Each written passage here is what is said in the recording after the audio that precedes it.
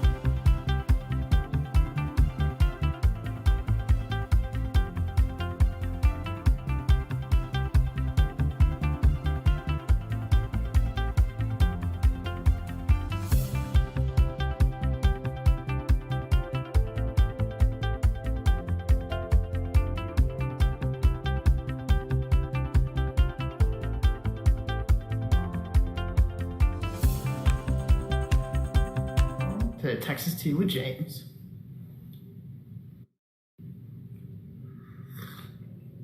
I'm back with my spooky mug. The Halloween season is coming. I hope everybody's got their Halloween outfits picked out and ready to go. But before that, we all have to make sure we go out and early vote. It is the most exciting time of the year. I'm so excited because we have another amazing guest today. We're going to learn about what she's doing to get people active in her community, people registered to vote, people out to the polls, and also what she's really going to be able to bring to DC. Hey, how's it going? Hi, how are you? Good. I'm so happy to have you here. Well, everybody. Happy to be here. Well, it's great. So where are you right now? Headquarters in Palestine, Texas. Excellent, excellent. Well, if everybody doesn't know, this is Dr. Carolyn Salter. She's running for Texas Congressional District 5, which is the east part of Dallas all the way down to different southern parts, including Palestine, Texas, and some incredible towns. They also have Mesquite, which is the big area in Dallas area. And I actually grew up right outside your district, so I'm so excited to learn a little bit more about you. Well, where'd you grow up? I grew up in Plano, so I was just north. So I used to swim against the Mesquite swim team. So I went to meets there and stuff.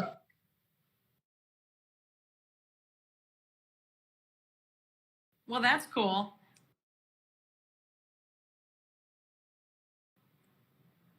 Well, do you want to introduce yourself a little bit to everybody and, say what you're really running for, how you got into this, and then we're going to have some questions, and then I got a little bit of a fun quiz at the end if you're up for it.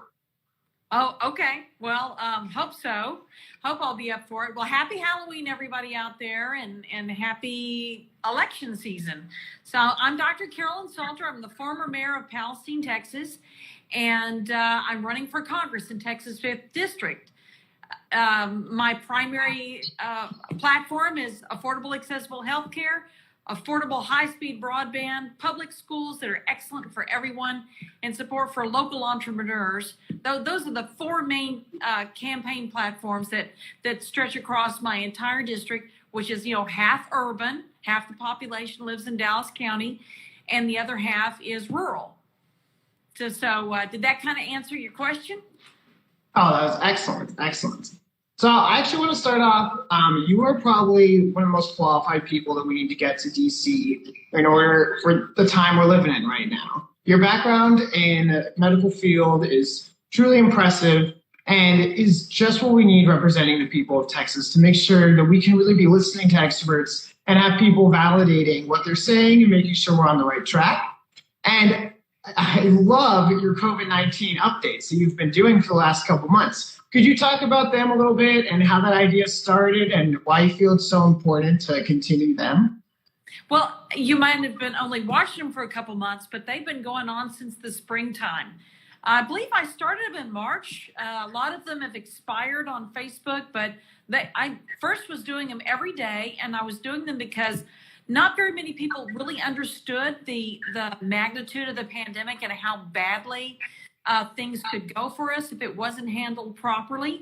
So I tried to get on there and give people an idea of what was going on with the pandemic and how they could protect themselves, because they weren't getting a lot of good information from Washington. And honestly, a lot of the information was very limited because we were so early in the pandemic.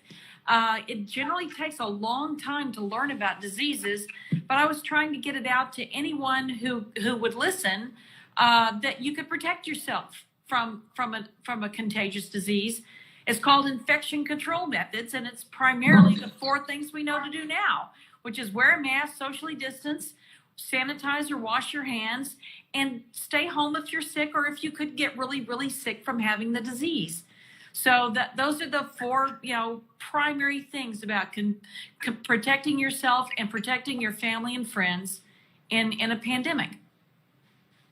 Well, I thought it was such a great way of keeping on campaigning while also showing your expertise and what you have to offer to the people of Texas and why it's so important that we make sure that we're sending you votes and getting people to elect you into office. And then I also understand that your husband is also a doctor. So I imagine your house is very involved in all of this that's going on. Right. Well, he's an internist and intensivist, and I'm actually an anesthesiologist and general practitioner. We have 3 nurse practitioners in our clinic, and one of the things that we do is see COVID patients. We have a clinic out back, and it took a while to get the testing. It took a long time to even get the testing, and we would do screenings. We still do them. We see patients with COVID in our clinic. Even if they're not our own personal patients, if they don't have a doctor who will see them in their office. So it's been kind of interesting because he's got to protect me from getting it. I was talking to our office manager today. I'm really proud of the fact that we have not had a single employee get sick in our office, and we've got 15. Wow. One person did get sick, but it wasn't from the office. It was from a home exposure. And she came and told us very quickly, and we sent her home to quarantine, and she's already back at work because she actually did get sick. And but then she fulfilled her quarantining criteria. She's back to work and everything's good. And that was actually, she came back a couple of weeks ago. So we've got a really great record. We know how to protect ourselves. And I was trying to share that with my constituents. It's not a hoax. It's the real deal. And people are dying and suffering from it, not just economically, but some people are getting it for long, and it's sticking with them. They're having symptoms. That's called long haul COVID. We don't know how long it'll last or if it'll go away someday or not. But I'm trying to keep my constituency and my patients updated on it. And I really think that's an important aspect of my job as a doctor. But it's also been really important as a candidate to get my message out there. Absolutely. And as you mentioned, your district is very interesting, and the geographicness and the makeup of it, because it is so diverse as far as like rural and urban areas. Do you think, how have you balanced that information, giving the diversity of your district? And also, you have a very diverse district too. It's the makeup of it is all over. Well, rural areas, especially the part of Dallas County that I'm in, is there. It's very, very racially diverse, as you said, and all of all of rural East Texas is pretty darn diverse. It's got a lot of people from almost every ethnic category. We have people from Nigeria, from the Philippines. We have lots of Spanish-speaking immigrants from South and Central America and Mexico here. And we have a long-standing Black community and long-standing white community. We're all living together. It's really, it's really not, totally white. And I don't know why people think it is. No, absolutely. I mean, Texas is the most diverse state in the country. And there's no doubt that diversity is what makes us strong. And that's why I really am happy to see candidates like you who are embracing that and really realizing what Texas has to offer. It's not just this white farmland area, but places where I grew up and all over Texas are really increasing diversity. And you can even just look at the food. Like, we have the best food in the country. It's because we have the ability to embrace all these cultures and really bring them all together. And so I do love that about our state. Me too. We have all different sorts of cuisines here. But the one thing that I think is really important to realize is that you can't paint every ethnic group or every group of anybody with one brush. It's important to realize that people are individuals, and that we have a lot more in common than we have, than we don't. Absolutely. Well, I also want to talk about your time as mayor. So you were mayor of Palestine, Texas, and I really want to talk about your election. I think there's a lot of people out there that are like, is my vote going to matter? I don't know, like, what's one vote? But you have some personal experience over one vote really matter. I most certainly do. The first time I ran for mayor, I had run for school board before. This is like my fourth or fifth race, I think, that I've run. But I won by one vote. And everyone who walks up to me now and says, I voted for you, it was my vote that put you over. I go, you're absolutely right. It absolutely was. So I had people getting registered to vote for the first time when I was mayor, when I was running for mayor in 2005, just so they could vote for me for mayor. And I was so pleased and honored that they would, go to that trouble for me. And then they would come and tell me that they had gone and voted for me. And that, I just can't tell you how exciting and gratifying that was, and how grateful I was for their willingness to do that.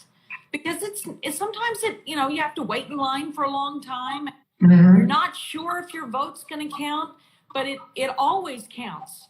And even if it's by one vote, in Texas elections, you have to win by 50% plus one vote. So if it's 50-50, then you actually flip a coin. Did you know that in municipal races? Yeah, that's how you win.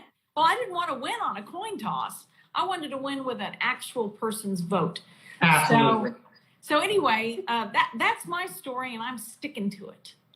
I love that. And it seems like you've kind of carried that into your campaign now. I know you've been doing updates and you've been funding to register different Democrats all throughout East Texas. What challenges have you run into, or what success stories have you found really been impactful for that campaign that you've been running? Well, as far as registering voters goes, we used a tool called Civitech in conjunction with my email fundraising campaign. And we actually funded 5,000 voters to receive voter registration packets that were already completed.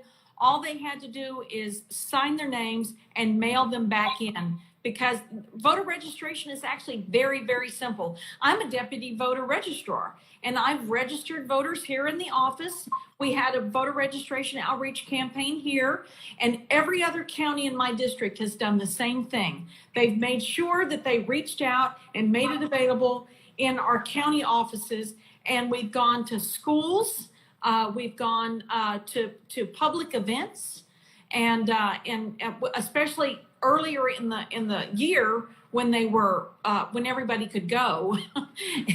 And we started last year on our voter registration drive here in this county, and we're just trying to get every eligible person out to vote, because your vote is your voice, and if you don't participate in a democracy, before you know it, you've lost your democracy. Absolutely. I mean, that's what's so important, is that everybody's out there voting. And it's so easy to register to vote. And it's people like you and people like your campaigns that are really going to make the difference across the state of Texas and across the country. And I really love seeing that in your campaign. I loved your updates of like your purple map, and you were doing like precinct by precinct, and like you're focusing on different counties. I thought that was really clever, and just such an ingenious way of showing progress and getting people like motivated to donate and out there register. Well, I even had a super volunteer in Dallas go through and use Map the Vote in the Secretary of State's office. And she had thousands of, she was such a hard worker.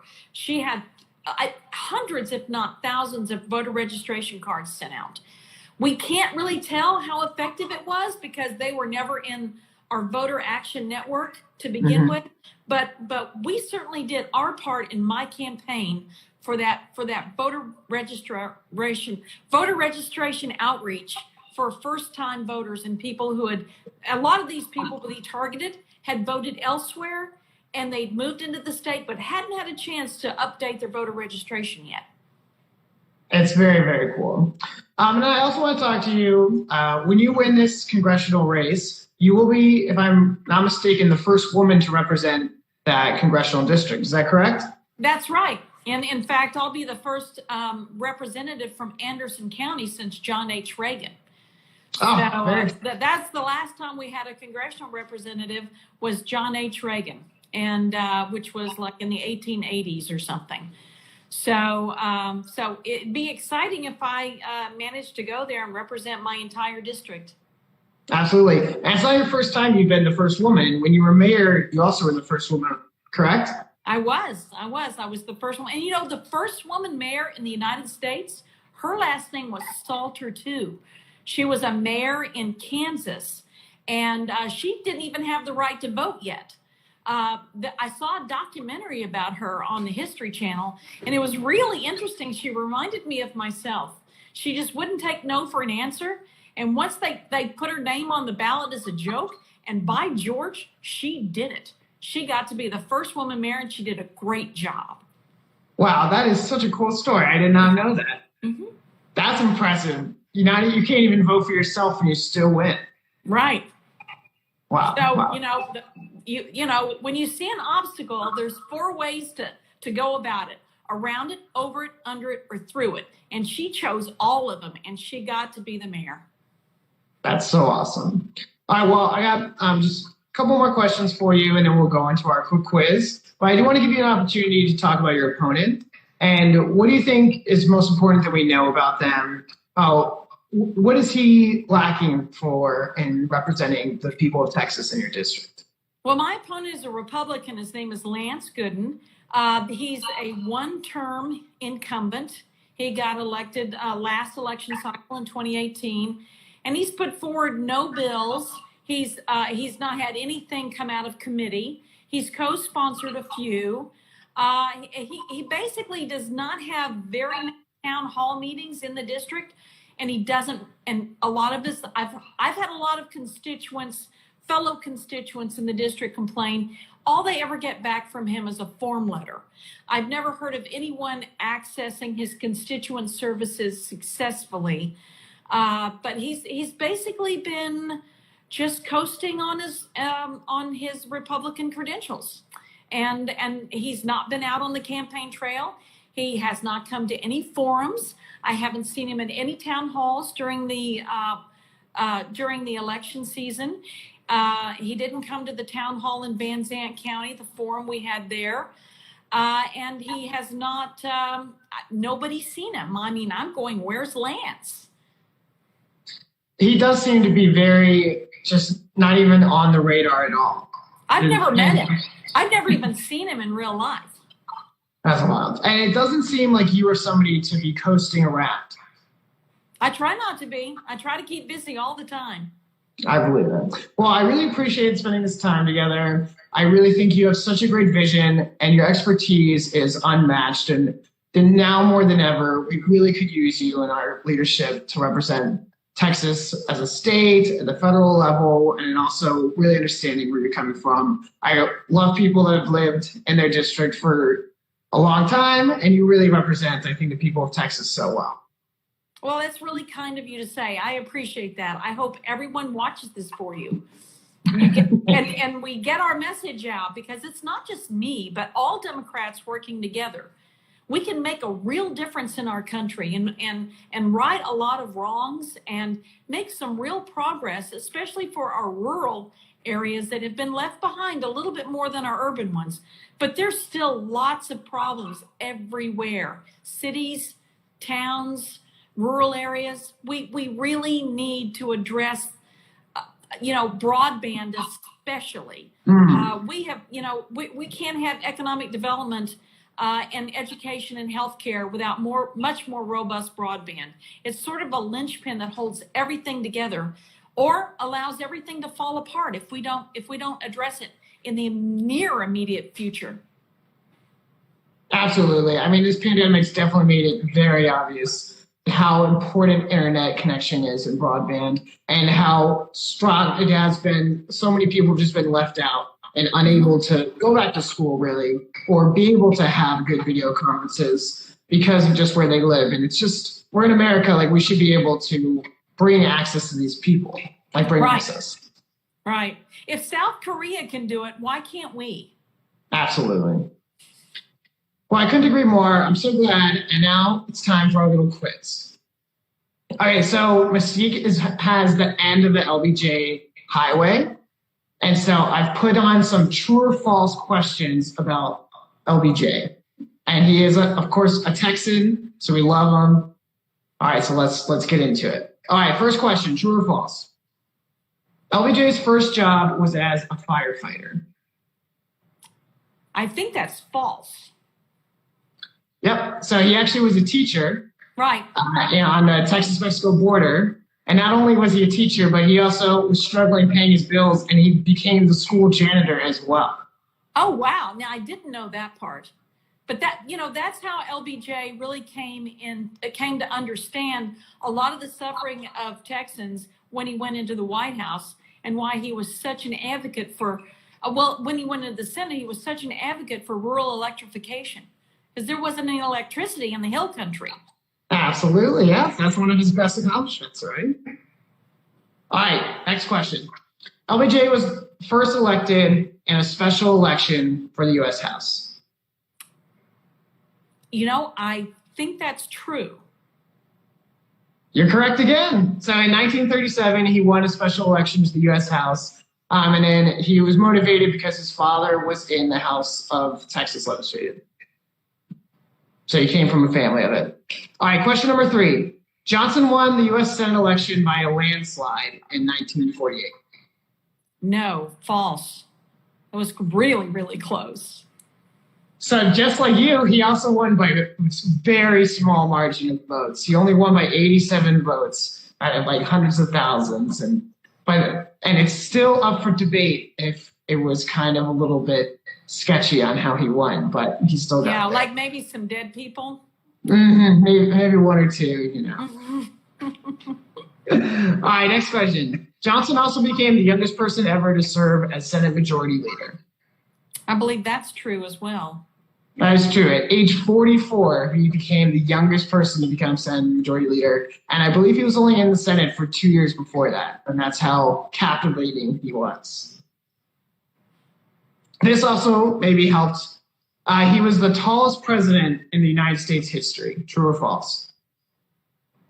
Well, he's pretty darn tall. I would guess false, but I don't know on that one. Final answer, false? Yeah. Well, you're right again. He is a centimeter shorter than Abraham Lincoln, who is the tallest president. So just that much away, and it's very well marked that he was just underneath Abraham Lincoln. Well, that was just a lucky guess because I knew Abraham Lincoln was really tall. All right, next question. After meeting his wife, Lady Bird Taylor, they were married within 3 months. True or false? I think that's false. Your first incorrect answer. That one actually was true. That fast? It was love at first sight, I guess. He knew what he wanted, and she was so crucial to his campaign and is given a lot of credit for his reelection because of her amazing pie recipes and going on her Southern train, campaign for him. Well, I knew that aspect of his relationship with Lady Bird. She was her own.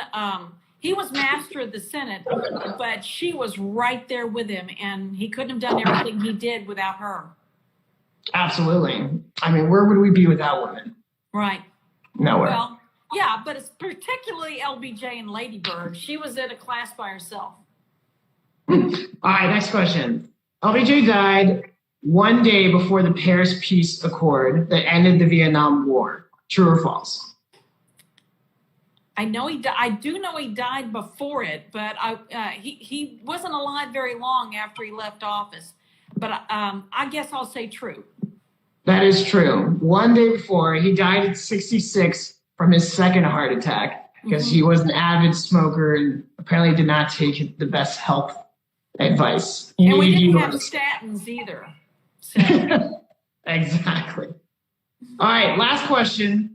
Johnson's claim, he claims his best accomplishment was becoming the youngest majority leader in the Senate. I would say no, false on that one. Do you have a guess on what his best accomplishment was? Rural electrification. You are a pro. I'm very impressed. He said that his biggest accomplishment was getting his small town in Texas electricity, which he didn't have growing up. And it will be his finest accomplishment of his legacy. Well, I have read a little bit about him, so it's I'm sorry I didn't know that one, but I think I comported myself pretty good on LBJ history. I give you 5 stars out of 5.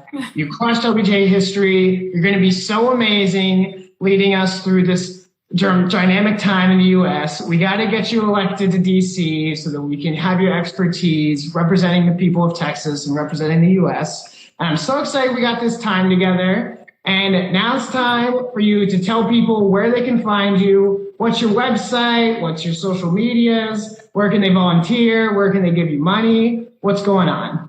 Well, I do have an Act Blue account, and you can access that on salterforcongress.com, my website. You can also volunteer there. My Twitter account is Salter for Texas, and my Instagram is Salter for Congress.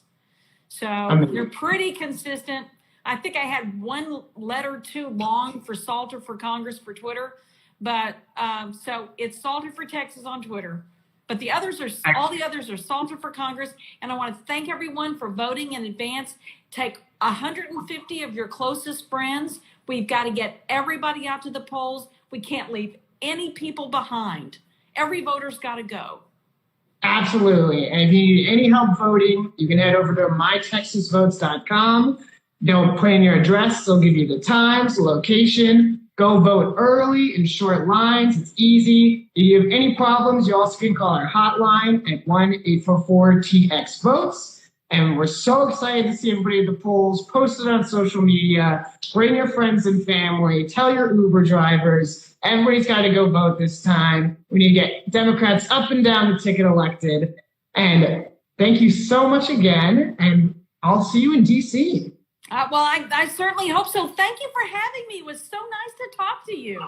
Yes, this is so much fun. I'm so glad I got this time. All right, well, you get back to work and go make sure everybody's voting, all right?